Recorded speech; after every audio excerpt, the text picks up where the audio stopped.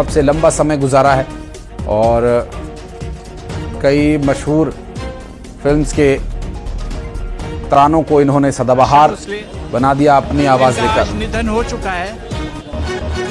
कल सुबह 11 बजे वो जहाँ रहती थी कासा ग्रैंड लोअर परेल, वहाँ पर जिनको अंतिम दर्शन लेने हैं वो आप वहाँ आइए और 4 बजे कल दोपहर को शिवाजी पार्क में इनके अंतिम संस्कार होंगे। डॉक्टर साहब तो ये जानकारी दी जा रही थी और बताया जा रहा है कि अंतिम दर्शन के लिए उनके घर लोअर परेल में ही उन्हें रखा जाएगा और जो अंतिम दर्शन करने के लिए जाना चाहें वे जा सकते हैं। और इसके अलावा फिर शिवाजी पार्क, महाराष्ट्र के मुंबई की मशहूर शिवाजी पार्क में इनका अंतिम संस्कार होगा और यहाँ पर कल की लगभग अब से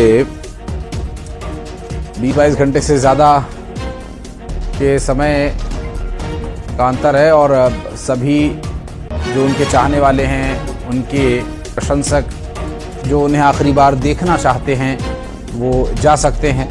और मशहूर सिंगर आशा भोसले का निधन हो गया और कल 11 बजे उनका अंतिम संस्कार किया जाएगा और 11 बजे से माफ कीजिएगा अंतिम दर्शन के लिए उनका पार्थिव शरीर रखा जाएगा। शाम 4 बजे अंतिम संस्कार होगा शिवाजी पार्क में। और एक सूचना जो कि हॉस्पिटल से जारी की गई है, वहां पर अभी आप सुन रहे थे किस तरह से पूरी व्यवस्था है रहने वाली है। 92 साल की उम्र में मशहूर सिंगर आशा भोसले के निधन की एक दुखद खबर सामने आई और इस जानकारी के सामने आने के बाद बताया जा रहा है कि कल 11 बजे से अंतिम दर्शन के लिए उनके पार्थिव शरीर को रखा जाएगा। उनके घर जहां पर वे रह रही थी लोअर परेल मुंबई स्थित उनके आवास पर अंतिम दर्शन के लिए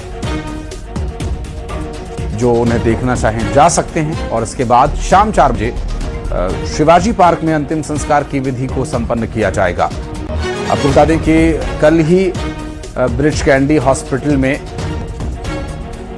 तबीयत खराब होने के बाद उन्हें एडमिट करवाया गया था और अब से कुछ ही देर पहले उनका निधन हो गया। उन्होंने अंतिम सांस ब्रिज कैंडी हॉस्पिटल में ली और मशहूर सिंगर आशा भोसले के निधन से कला जगत और गीत संगीत में रुचि रखने वालों के लिए ये एक बड़ी क्षति है। और अभी मिल रही जानकारी के अनुसार कल शाम 4 बजे इनका अंतिम संस्कार होगा।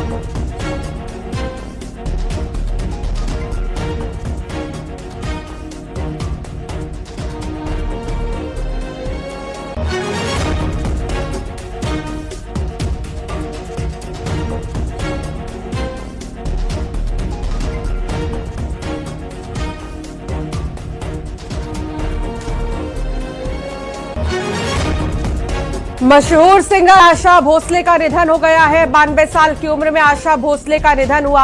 आपको बता दें कि मुंबई के ब्रीच कैंडी हॉस्पिटल में भर्ती थी। मुंबई के ब्रीच कैंडी हॉस्पिटल में आखिरी सांस उन्होंने ली है। कल शाम 4 बजे अब उनका अंतिम संस्कार होगा। उनके जितने भी चाहने वाले हैं लगातार उनके घर उन्हें पहुंचने का सिलसिला जारी है। 20 से भी ज्यादा भाषाओं में जो दिग्गज गायिका है आशा भोसले, उन्होंने गाना गाया जिनका निधन हो गया है। सबसे मशहूर गाना उनका इन आंखों की मस्ती के, इसके अलावा दम मारो दम और ऐसे कई सारे गाने हैं। हालांकि देशभक्ति के गाने भी उन्होंने गाए हैं। इसके अलावा शरारा शरारा जो गाना था सबसे ज्यादा मशहूर गाना। तो कई ऐसे यंगस्टर्स हैं जिनके चेहरे भले ही आपने टेलीविजन स्क्रीन पर देखे होंगे लिपसिंग करते हुए, लेकिन पीछे जो आवाज थी वो आशा भोसले की थी। नाइटिंगेल इन्हें कहा जाता है बॉलीवुड का। 14 भाषाओं में 12,000 गाने गा चुकी हैं आशा भोसले। इसके अलावा गीत, पॉप, गजल, भजन, शास्त्रीय संगीत, हर तरह के गाने वो गा चुकी थी। उपलब्धि उनकी अगर कहें तो Guinness book of world record में उनका नाम है 2011 में। 2008 में उन्हें पद्म विभूषण पुरस्कार से सम्मानित किया गया। दादा साहेब फाल्के पुरस्कार उन्हें मिल चुका है 2000 में। इसके अलावा 1997 में ग्रैमी पुरस्कार पाने वाली वो पहली भारतीय गायिका बनी थी। 1997 ये वो तमाम उपलब्धि है जो आशा भोसले के नाम है। और अगर बात करें उनके अंतिम संस्कार की, तो कल उनका अंतिम संस्कार होना है और उससे पहले लगातार उनके जो चाहने वाले हैं वो उनके लिए कई तरह के पोस्ट कर रहे हैं, कई वीडियोस बना रहे हैं। सोशल मीडिया पर आशा भोसले के कई सारे पोस्ट वायरल हो रहे हैं इस वक्त और उनके गाए हुए गानों को अब याद किया जा रहा है। कल शाम 4 बजे हालांकि आशा भोसले का अंतिम संस्कार होगा। आशा भोसले की अगर बात करें तो सुरों की मलिका इन्हें कहा जाता है और सुरों की मलिका अब हमारे बीच नहीं रही। 92 साल की उम्र में उनका निधन हुआ है। ये बहुत दुख की बात है कि इतनी अच्छी आवाज अब हमें सुनने को नहीं मिलेगी, लेकिन आशा भोसले ने 12,000 से ज्यादा ऐसे गाने हैं जो गाए हैं जिन्हें आज भी लोग जो है बहुत ज्यादा सुनते हैं। आशा भोसले के इन 92 सालों में कई भाषाएं हैं जिनमें उन्होंने गाना गाया और उन्होंने उन गानों को अपनी आवाज दी।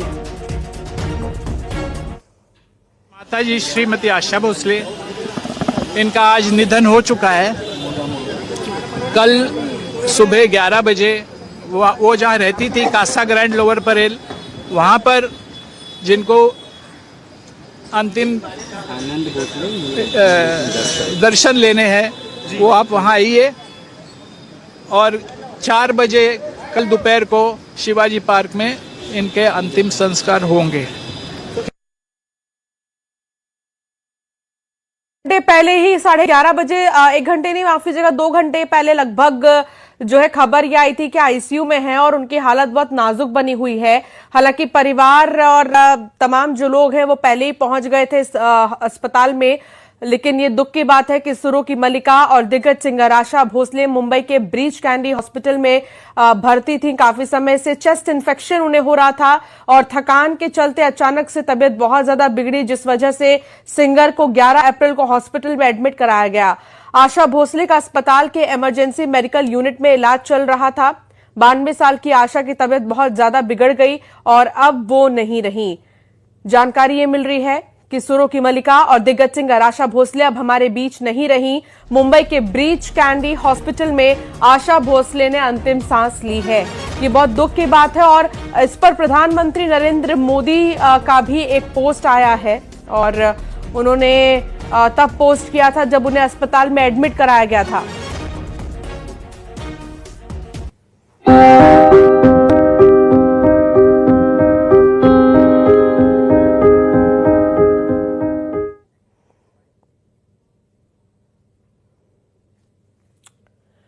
तो आशा ताई अब नहीं रही। उनके याद में कई सारे पोस्ट और कई सारे वीडियोस हम देख रहे हैं सोशल मीडिया पर। आशा भोसले के लिए कई सारे सेलिब्रिटीज हैं, कई सारे लोग हैं उनके चाहने वाले जो उनके लिए पोस्ट कर रहे हैं। इससे पहले उनके ठीक होने की कामना की जा रही थी, लेकिन दुख की बात यह है कि आशा भोसले अब नहीं रही। इंडस्ट्री में मातम पसरा हुआ है। सुरों की मलिका इन्हें कहा जाता है। 14,000 से गाने ये गा चुकी हैं। 1933 में जन्मी Asha Bhosle, multi organ failure से उनका निधन हुआ है। उन्हें चेस्ट में बहुत ज्यादा पेन हो रही थी। 8 सितंबर को जन्मी थी 1933 को। 12 अप्रैल 2026 को उन्होंने अंतिम सांस ली है। 92 साल की हो चुकी है और उन्हें बहुत ज्यादा तकलीफ महसूस हो रही थी। उनके चेस्ट में मल्टी ऑर्गन फेलियर की वजह से उनका निधन हुआ। डॉक्टरों ने अब तक यही जानकारी दी है। हालांकि आशा भोसले हमारे बीच हमेशा जिंदा रहेंगी, इसलिए क्योंकि उनके गाने आज भी गुनगुनाए जाते हैं। और सबसे बड़ी बात यह है कि आशा भोसले ने 1 नहीं 2 नहीं कई हजार गाने दिए हैं। हर भाषा में उन्होंने गाए हैं, हर तरह के गाने गाए हैं, चाहे वो देशभक्ति हो, चाहे वो भजन हो, चाहे वो पॉप सॉन्ग हो। और कैलाश खेर से न्यूज 18 ने जब बातचीत की आशा भोसले को लेकर तो उन्होंने क्या कहा, आइए आपको सुनाते हैं। हाँ नमस्कार। लेकिन इसको अपूर्ण बोलेंगे, ये बोलेंगे कि ये पूर्णता थी कि जिसने पूर्णता को हमारे पृथ्वी पर, हमारे संगीत क्षेत्र में, हमारे कला जगत में पूर्णता को परिपूरित किया इस पृथ्वी पर। और कला की परिभाषा को एस्टेब्लिश किया, निश्चित किया और बताया कि हाँ, हम रहें न रहें, हमारे कृत्य और हमारे सत्य अब पूर्णता की ओर अग्रसर रहेंगे और सदैव अन्यों को प्रेरित करेंगे। तो इस तरह की विभूतियां होती हैं, इनसे अपूर्णता कभी नहीं, इनसे जगत की पूर्णता होती है और नई आत्माओं का आना प्रशस्त करके जाती हैं ऐसी बड़ी आत्माएं।